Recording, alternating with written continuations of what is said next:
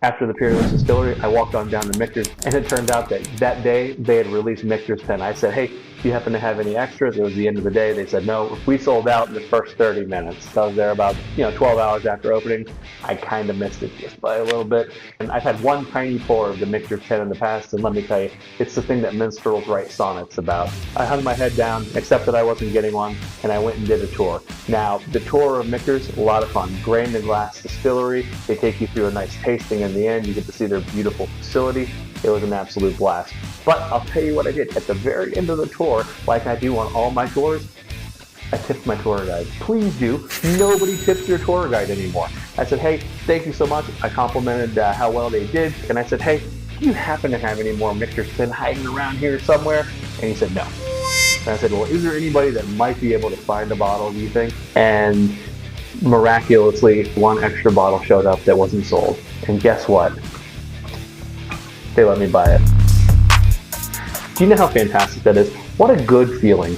They didn't know I had a YouTube channel. I wasn't offering them anything. I was nothing more than a nice guest that tipped their tour guide, paid them compliments. I was respectful, and I asked nicely. Just like the guys over at Peerless, they went out of their way. They did something they might not shouldn't have. They flexed the rules a little bit, and they found a bottle for our bourbon enthusiasts. That's what you want out of these distilleries. And you know what? Thank you, Michter's. You have a lifelong patron now because of the hospitality of your distillery and how great all your people are there. I'll be coming back. I'll be drinking your products forever. I cannot tell you how excited I am to actually own a bottle of Michter's 10. This right here just goes to show you what being nice to your tour guide and respecting everybody around you when you go and do stuff like this will do. I've said it before, and I'll say it again.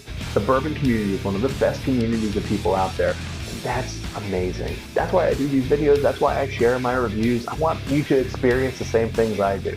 Whether it's a Michter's 10 or a charity Willet, you just can't go wrong when you're engaging, when you're honest, and when you're genuine. This trip to the Bourbon Trail was a resounding success. I had so much fun. I made such great memories. I found some fantastic unicorn bottles that I'll never get anywhere else in the world. And what a great experience. One of the things I always say is the Bourbon Trail is Disneyland for guys, and it really is true. There's so much to do. There's so much fun.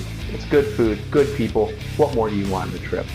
Guys, have you been to the Bourbon Trail? Where'd you go? What would you do? What do you recommend I do next time? What's that one can't miss tour?